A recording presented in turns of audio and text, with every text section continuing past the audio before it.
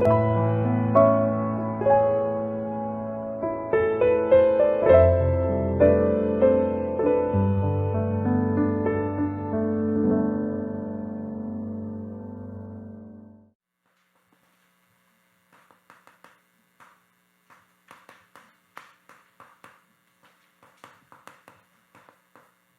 오늘 함께 본 하나님의 말씀 출애굽기 30장 17절부터 21절까지의 말씀이지요. 물의 역할들이지요. 물의 역할이 뭐가 있을까요? 물의 역할이 뭐가 있을까요? 우리가 오늘 말씀에서 봤듯이 씻기도 하고 마시기도 하죠. 근데 우리가 물을 왜 마셔야 될까요, 그러면? 네, 생명 유지 맞습니다. 그리고 우리의 이 몸이 몇 퍼센트가 물로 채워져 있게요? 몇 퍼센트일까요? 몇 퍼센트? 네, 60%에서 70%가 우리의 몸이 물로 채워져 있다고 합니다. 그럼 너무나도 중요하게 좀 물이 없으면 어떻게 돼요, 우리? 네, 죽을 수밖에 없죠. 그래서 그 물을 며칠 동안 안 마시면 죽는다고 보통적으로 얘기할까요? 며칠? 며칠일까요? 일주일? 일주일 동안 물 안 먹으면 3일 정도라고 우리가 보통은 알고 있습니다. 3일. 3일 동안 물을 안 마시면 우리가 죽는 거야. 그래서 예전에 그 터널이라는 영화가 있습니다. 아는 사람 혹시 터널이라는 영화? 그게 뭐냐면 그 어떤 인물이 차를 타고 가는데 터널이 무너져 내리게 된 거예요. 그래서 거기에 갇히게 됐어. 그럼 마실 게 있을까요? 없을까요?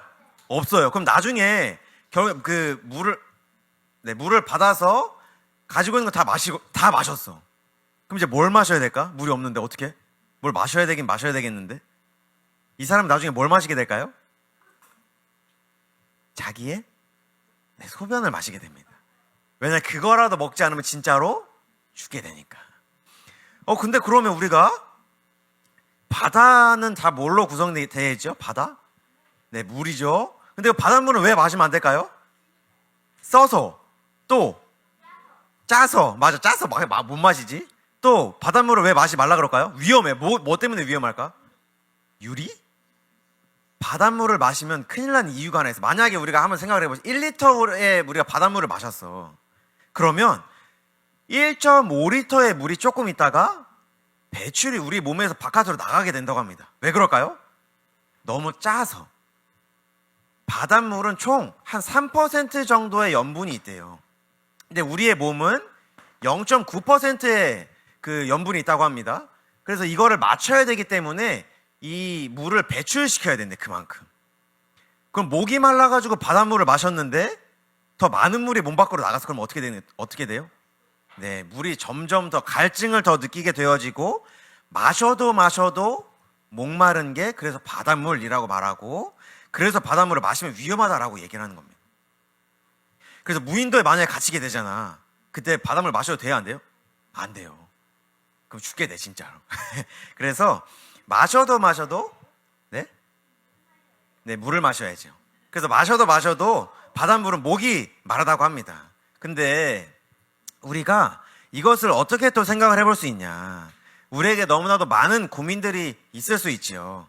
학교의 성적이 고민이 될 수도 있고, 친구와의 관계가 고민이 될 수도 있고, 어떤 가정에서 내가 가지고 있는 문제들, 고민들이 또 문제가 될 수도 있습니다. 그런데 우리가 가지고 있는 그 고민들을 세상의 방법으로 아무리 우리가 해결을 하려고 해도 그 고민에 대한, 아까 우리가 얘기했었죠. 바닷물을 마셔도 갈증은 해소가 되지 않아요. 우리가 가지고 있는 고민들에 대해서 우리가 아무리 세상의 방법으로 지혜롭다고 말하는 사람들의 방법으로 해결을 하려고 해도 그 문제에 대한 갈증은 해소가 되지가 않는 거예요. 그래서 많은 사람들이 과거에서 벗어나기 위해서 생각보다 열심히 노력을 합니다. 자기가 가정에서 어릴 때 받은 그 상처에서 벗어나려고 결혼을 하기도 하고, 아빠 엄마의 어떤 그 압박에 못 이겨서 열심히 공부를 해도 그 문제에서 헤어나오지 못하고 과거에서 벗어나려고 하고, 그래서 상처에서 벗어나려고 또 열심히 노력을 하기도 하지요. 그래서 그것에서 벗어나기 위해서 많은 노력을 하지만 그 갈증이 해소가 되지 않는 거예요. 내가 가지고 있는 고민이라는 그 목마름, 그 갈증, 그리고 상처라는 그 갈증에 아무리 큰 노력이라는 바닷물을 갖다가 들이부어도 그 갈증은 오히려 해소가 되지 않고 더욱더 큰 문제로 우리에게 다가오게 되어지는 것이지요.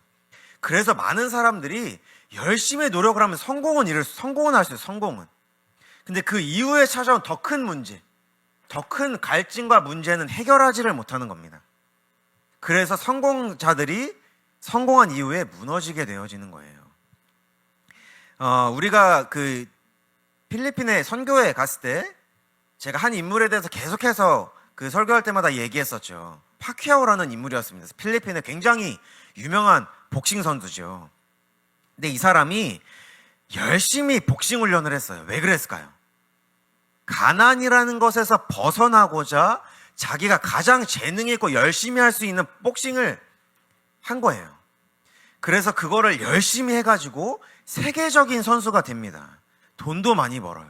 그런데 자기에게 찾아오는 이 문제는 해결하지를 못하는 거예요. 그래서 이 사람이 복싱 선수로 성공하지만 만족하지 못하고 여러 가지 문제를 일으키게 됩니다.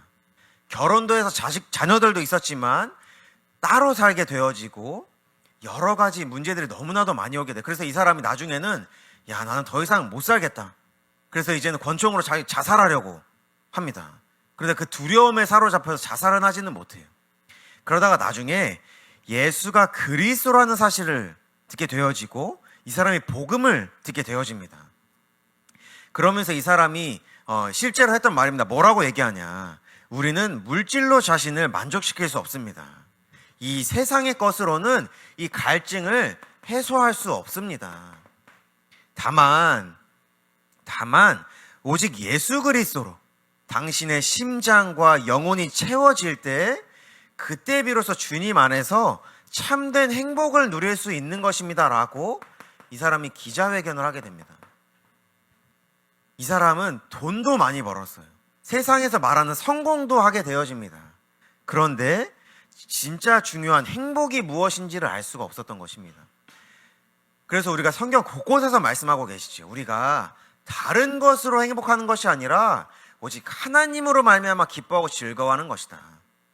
우리에게 다른 응답이 없더라도 하나님으로 나를 구원하신 예수 그리스도로 말미암아 기뻐하고 만족하시는 것이다. 그래서 그리스도로 충분하다고 말하는 것입니다. 그리스도로 만족할 수 있다고 말하는 것이고 그리스도가 그리스도 안에서 완전할 수 있다고 우리가 말하는 것이죠. 그리스도로만 가능한 것입니다. 그래서 하나님이 오늘 우리가 말씀을 통해서 읽게 된 그 물두멍이라는 것을 통해서 우리를 씻게 하시는 것이죠. 그리스도로만 우리는 씻을 수 있고 그리스도로만 우리는 깨끗해질 수 있는 것입니다. 그래서 우리에게 씻어야 할 죄가 있다고 하나님이 말씀하시는 것입니다.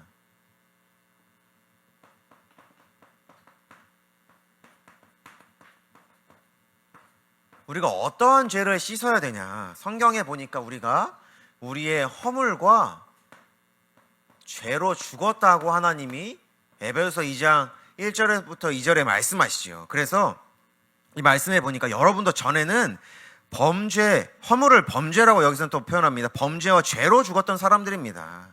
그래서 범죄와 죄로 죽어서 하나님을 떠남으로 이 세상의 풍조를 따라 살고 공중의 권세 잡은 자, 사단을 말하는 것이죠. 사단을 따라 살고 불순종의 자식들 가운데서 역사하는 영, 사단을 따라 살았습니다 라고 얘기하는 것입니다.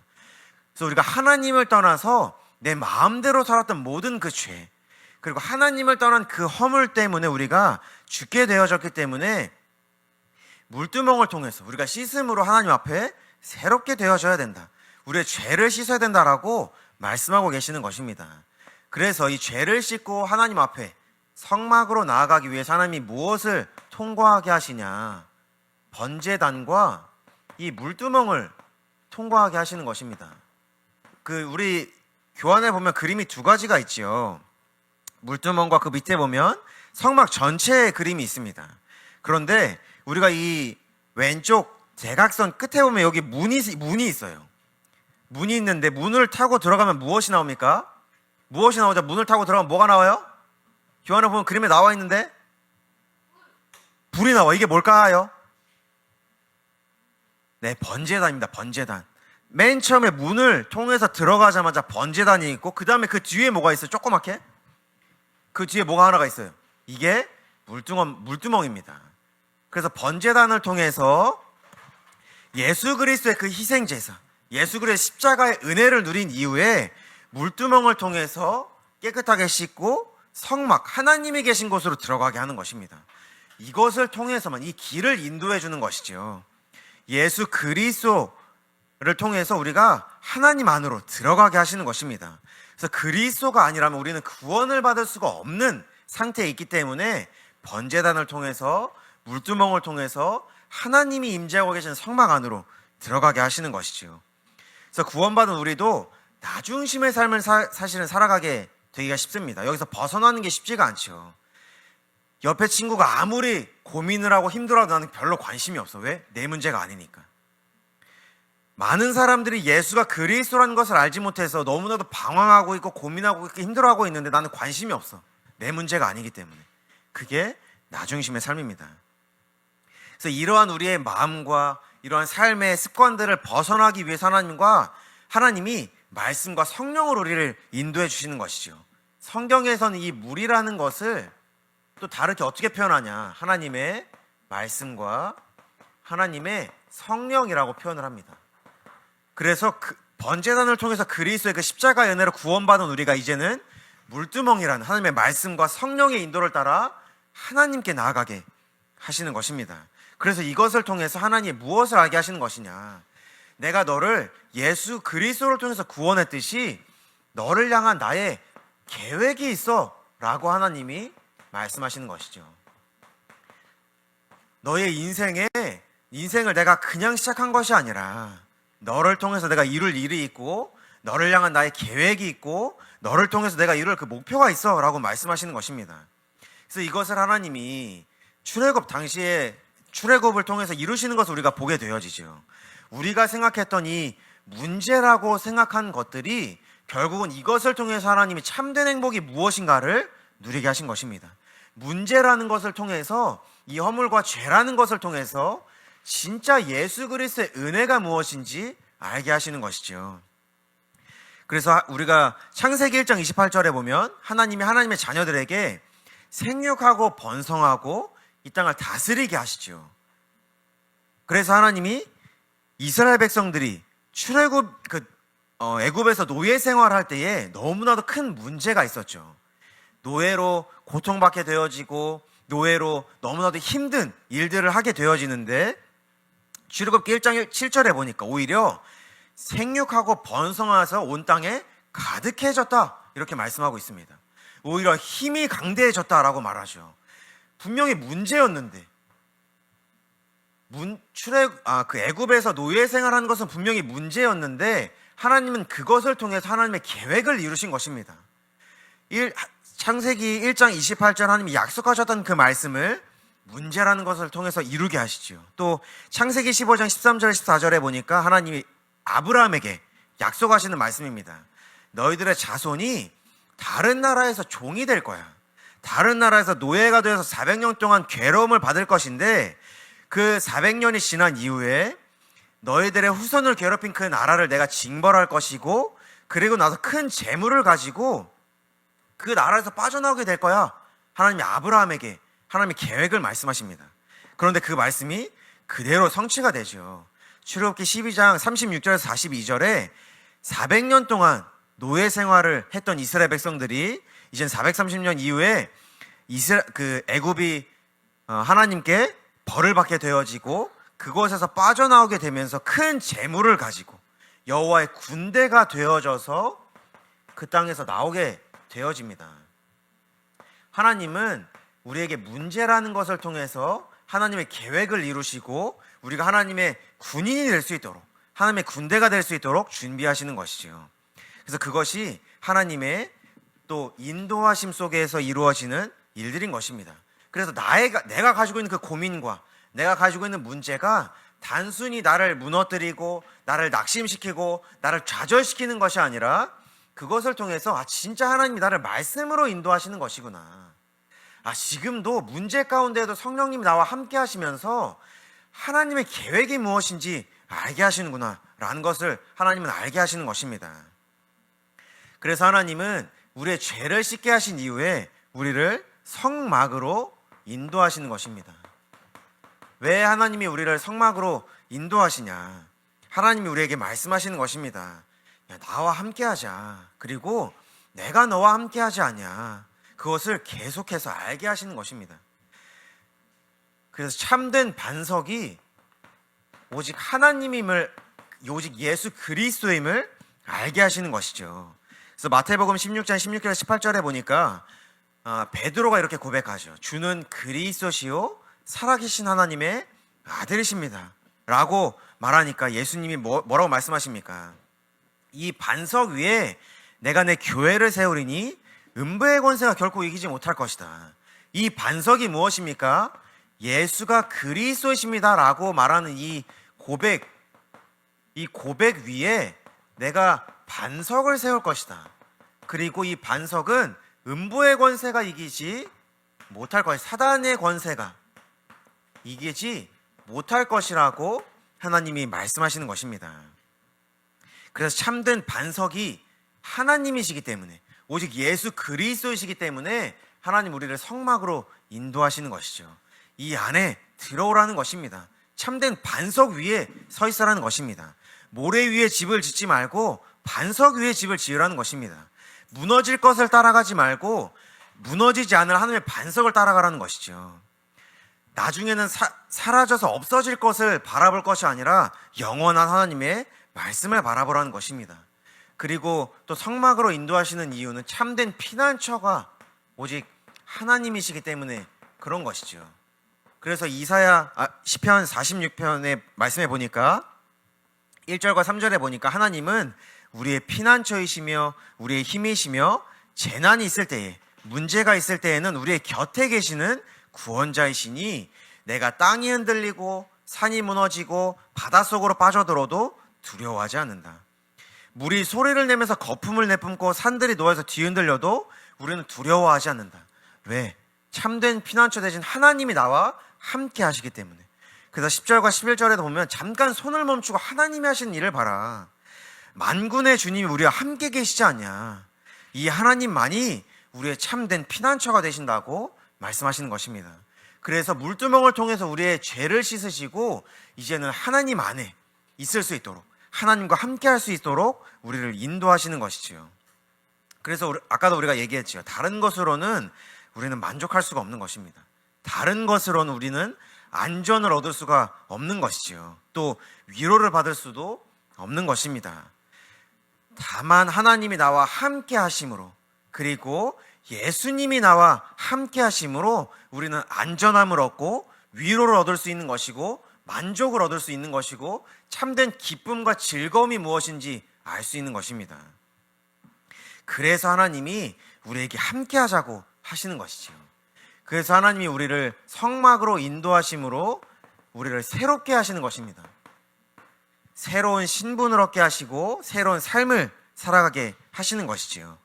그래서 고린도후서 5장 17절의 말씀에 보니까 그런즉 누구든지 그리스도 안에 있으면 새로운 피조물이라. 이전 것은 지나갔으니 보라 새 것이 되었다. 하나님 이렇게 말씀하시죠. 그래서 우리에게 새로운 신분을 갖게 하시는 것입니다.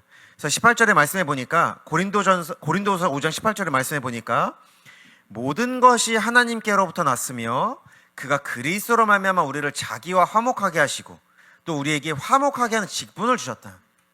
무엇이라 말씀하고 있습니까? 내가 하나님의 자녀라는 그 신분을 갖게 하시는 것입니다. 내가 어디에서부터 시작되어졌는지, 나의 시작이 어디인지, 나의 시작이 하나님으로부터 시작되었음을 알 수 있게 되어지는 것이죠. 그래서 그것을 가지고 하나님과 화목하게 되어짐으로 하나님 안으로 들어가게 하시는 것입니다. 하나님과 함께하게 하시는 것이죠. 그리고 우리의 새로운 삶의 목표를 하나님이 우리에게 주시는 것입니다.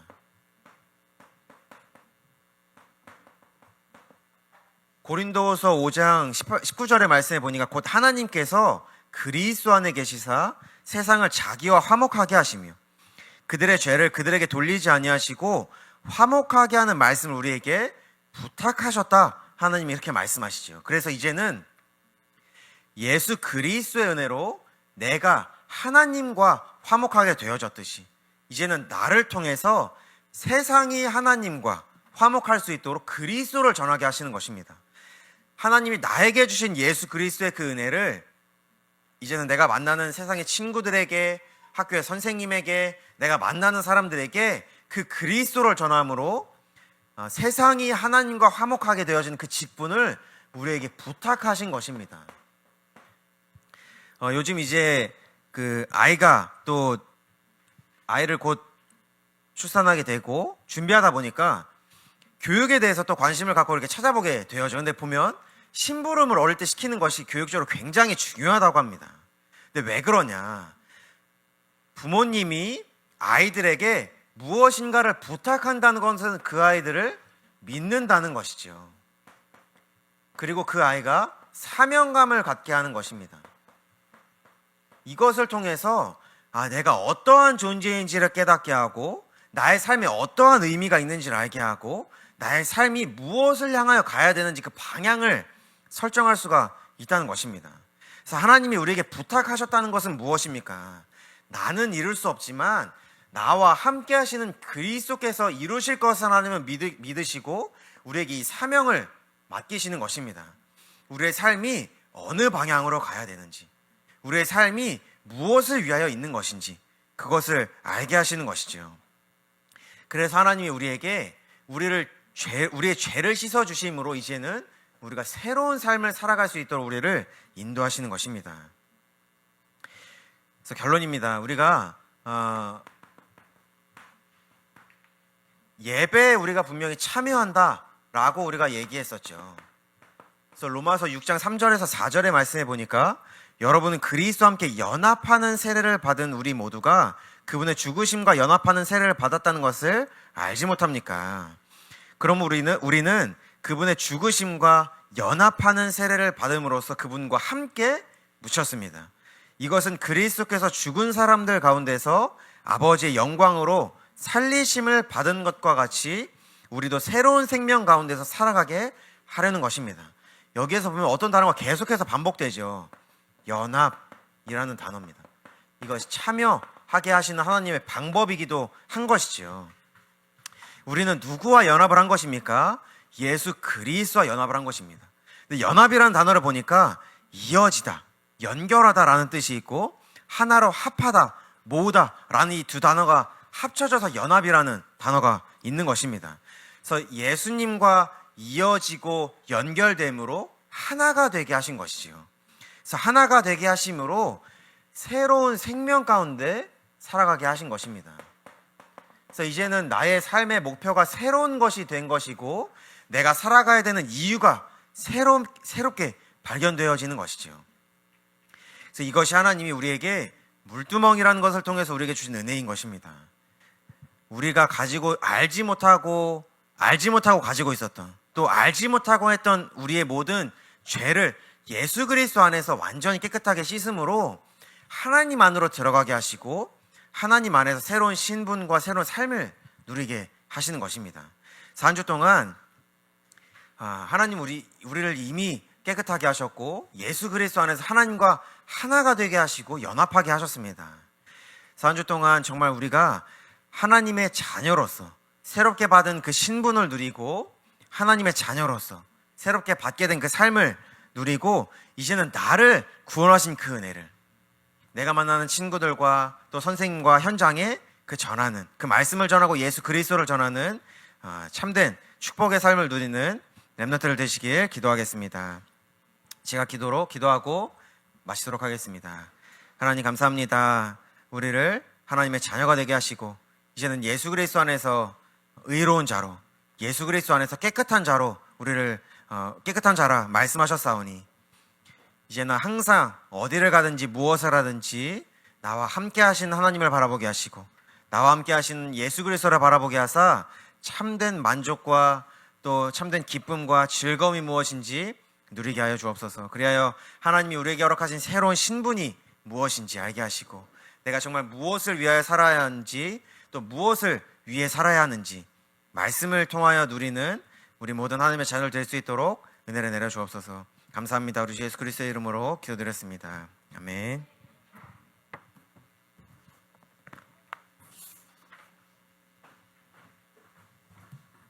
아멘. 감사합니다. 이 시간은 하나님 앞에 준비하신 예물을 드리는 시간입니다. 헌금위원은 우리 진한준 랩넌트입니다.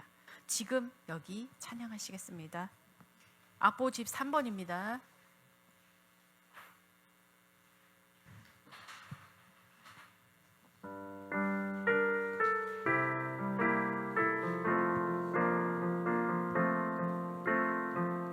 하나님 원하시는 때에 바로 지금 하나님 원하시는 곳에서 바로 여기 하나님 원하시는 것을 하는 예배하는 너 하나님의 사람아, 그곳이 어디든 그리스도 높이네. 영원하신 하나님을 찬양해. 실수란 없죠, 우연도 없죠. 모두 다 하나님 계획이란 걸 알아요. 다 알고 부르신 가장 좋은 것 주시듯 최고의 하나님. 아멘. 전도사님 나오셔서 헌금을 위해서 기도해 주시고 광고하고 주기도문도 예배를 마치겠습니다.